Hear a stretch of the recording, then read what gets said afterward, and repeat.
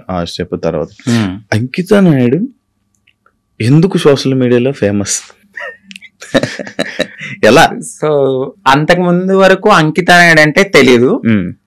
After marriage, నా past లో నేను మ్యారేజ్ చేసుకున్నాను. ఆ టైంలో సో బాగా వైరల్ అయిపోయింది ఆ వీడియో అనేది. ఒక ట్రాన్స్ ఒక అబ్బాయి బాగా మ్యారేజ్ చేసుకున్నారు పబ్లిక్ లో అనేది చాలా ఫేమస్ అయిపోయి వైరల్ అయిపోయింది ఆ వీడియో. దాని తర్వాత మా కమ్యూనిటీ నుంచి స్నేహ గారు నన్ను ఇంటర్వ్యూ చేశారు. దాని తర్వాత సో సో సో చాలా మంది చేశారు, చూసాను ఇంటర్వ్యూ, చూసాను మీ కపుల్ ఇంటర్వ్యూ అప్పుడే. దాని వల్ల ఫేమస్ అయిపోయారు చాలా. ఇప్పుడు నార్మల్ గా మ్యారేజెస్ అంటే మీరు ఎందుకు నమ్ముతున్నారు? ఎందుకంటే మీ దాంట్లో ఎవరి లవ్ కూడా సరిగ్గా సక్సెస్ అయింది లేదు. అవునండి. ఎవరో ఒక అబ్బాయి రావడం, మోసపోవడం, కొట్టడం, తిట్టడం, చంపడం ఇలాంటివన్నీ జరుగుతూనే ఉంటున్నాయి. అవునండి. కానీ మీరు ఎందుకు నమ్మి మ్యారేజ్ చేసుకున్నారు? మీ ఇంటర్వ్యూ నేను చూసినట్లయితే మీరు ఒకరి మీద ఒకరు చెప్పుకున్న ప్రేమను గానీ ఇది గానీ, ఇప్పుడు రియల్ జంటలు కూడా అంత ఉండరేమో, అలా ఉండేవాళ్ళు. సో నరదిష్ట అంటారు కదా, మేబీ అది కూడా కొంచెం అయి ఉండొచ్చు.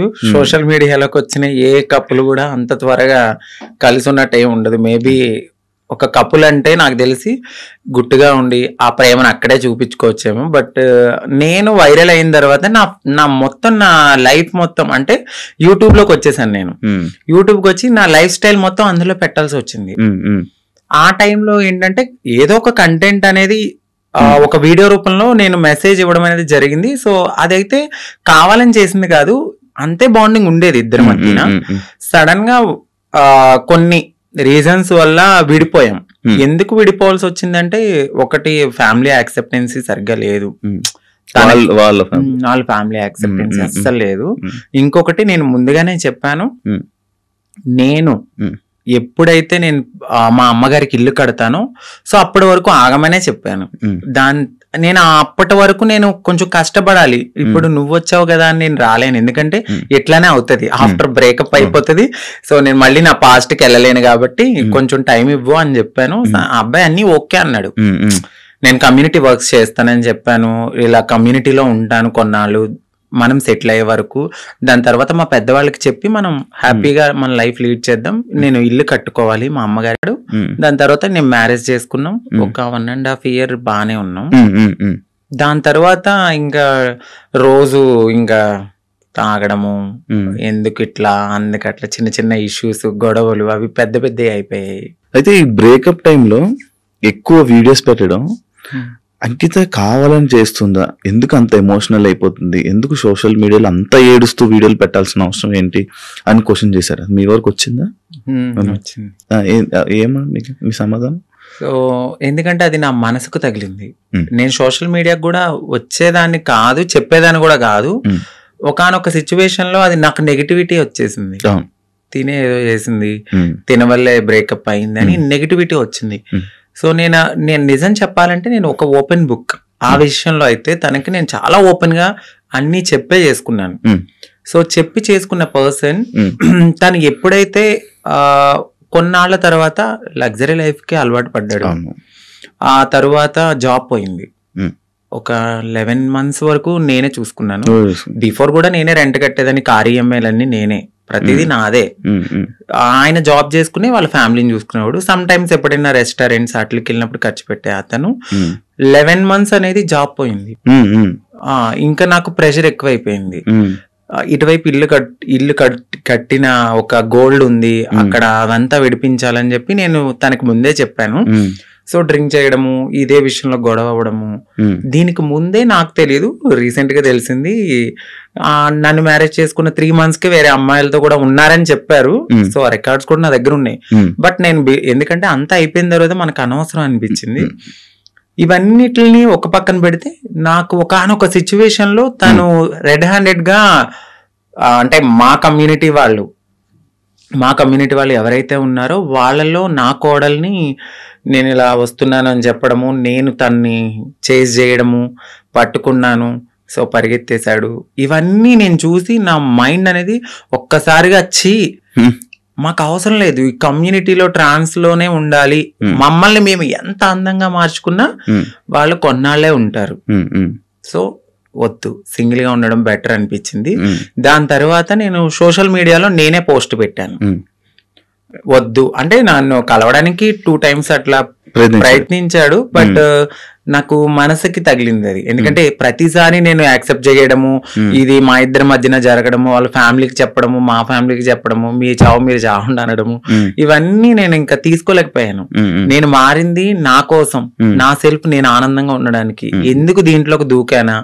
ఇంకొకటి, కమ్యూనిటీలో అందరికీ ఒక రోల్ మోడల్ అనుకున్నారు, ఇప్పుడున్న జనరేషన్ లో ఇంత బాగా ఉంటున్నారా అని. సో నేను ఇప్పుడు కనుక నేను బ్రేక్ చేస్తే సొసైటీలో వీళ్ళంటూ సెట్ కారు, వీళ్ళకి పెళ్లిళ్ళు సెట్ కావు అని అంటారని నాకు ముందే తెలుసు.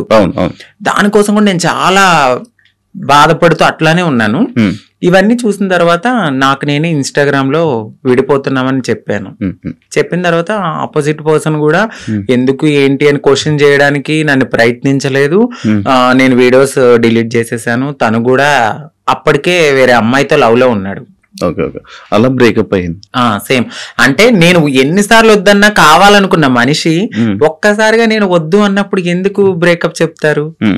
ఒక 1.5 year లో చాలా గొడవలు అవుతాయి. ఇది మాకు అప్పుడు మేము విడిపోవడానికి కూడా చాలా చిన్న రీజనే. దానికి ముందు చాలా పెద్ద రీజన్స్ ఉన్నా మేము కలిసే ఉన్నాం.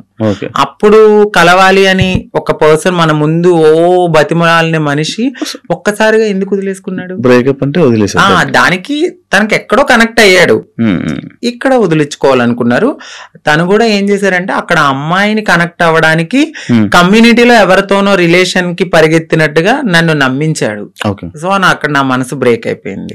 తర్వాత తెలిసింది ఇలా జరిగాయి కాదు. అప్పుడు మరి ఫేస్ మీద దెబ్బలు కొట్టడం అవన్నీ ఏవో ఉండే కదా, దెబ్బలు ఉండే ఫేస్ మీద, ఏవో దెబ్బలతో ఒక వీడియోస్ ఉండే, అవేంటవి ఆయన కొట్టిందా లేకపోతే ఏం జరిగింది? అది ఇక్కడ దెబ్బలు తగిలింది అంత ఫేస్ సంథింగ్. ఆయన అయితే కొట్టలేదండి, సో అది అబద్ధము. ఇక్కడ దెబ్బ తగిలింది అనడానికి నేను అప్పుడు ప్రతిసారి మన ఐబ్రోస్ చేయించుకోవడానికి స్క్రబ్బింగ్ కి వెళ్ళేదని, ఆ టైంలో నాకు అది రిఫ్లెక్ట్ అయింది అంతే. ఈ ఫేస్ ఇంత అందులో ఏడ్చి ఫుడ్ లేదు కానీ అది కొట్టేసారేమో, ఇబ్బంది పెట్టేసారేమో, ఇది అయిపోయిందేమో అని అనుకుంటే ఆయన ఏం కొట్టలేదు. మీకు అదే ఫస్ట్ లవ్? అంటే అదే ఫస్ట్ లవ్ అనుకోవచ్చు. అదే ఫస్ట్ లవ్ అంటే బిఫోర్ ఒక లవ్ ఉండేది, అది అక్కడ దాకా రాలేదు. అంటే ఇంకా ఇది లవ్ కామన్ అనిపించింది ఇంకా, కానీ పెళ్లి వరకు రావడం అనేది ఇదే ఫస్ట్. ఇప్పుడు ఇద్దరు అభిప్రాయాలు కలుస్తాయి, కలిసిన తర్వాత మాట్లాడుకున్న తర్వాత కొన్ని రోజులు ట్రావెల్ అయ్యాక ఓకే నీవు నాకు సెట్ అవ్వలేదు వదిలేసుకుందాం అనుకునేది ఒకలా ఉంటది. ఇటు పబ్లిక్ వచ్చేసి మనం కామన్ అయిపోతాం, వాళ్ళకి రోజు కనబడతాం. ఒక్కసారిగా పర్సన్ పక్కన లేకపోయేసరికి ఎందుకు అని వాళ్ళు క్వశ్చన్ చేయడం అనేది రైట్ అయి ఉంటది. సో ఇక్కడ దాకా ఆ పర్సన్ అయితే ఉన్నారు అంతే. అదే ఇందాక నేను ఒక పాయింట్ అడిగాను, ఏదైతే అబ్బాయిల దగ్గర నుంచి మనకి పూర్తి ప్రేమ దొరకదని తెలుసు, మీకు తెలుసండి. డబ్బుల గురించి వస్తారని తెలుసు. అవును, కానీ ఎందుకు నమ్మి దగ్గరికి తీసుకొని మోసపోయి మళ్ళీ ఏడడం? గొర్రె కసాయవాడిని ఎందుకు నమ్ముతుందంటే నేనేం క్వశ్చన్ చేయగలను. గడ్డి పెడతారు, తీసుకెళ్తారు, బాగా ఫుడ్ పెడతారు, తర్వాత వాళ్ళని చంపేస్తారు ఏది గొర్రెని. అలా అని చెప్పి ఆ గొర్రె వెళ్లకుండా ఉంటదా? అయ్యో ఫుడ్ ఎందుకు పెడుతున్నాడో, ప్రేమగా పెడుతున్నాడేమో, తినడానికి వెళ్ళాము, దానికి తెలీదు. తర్వాత నేనే బలైపోతున్నా, మమ్మల్ని తినడానికి వచ్చారు. సో మా లైఫ్ లో కూడా అట్లనే జరుగుతుంది తెలుసు.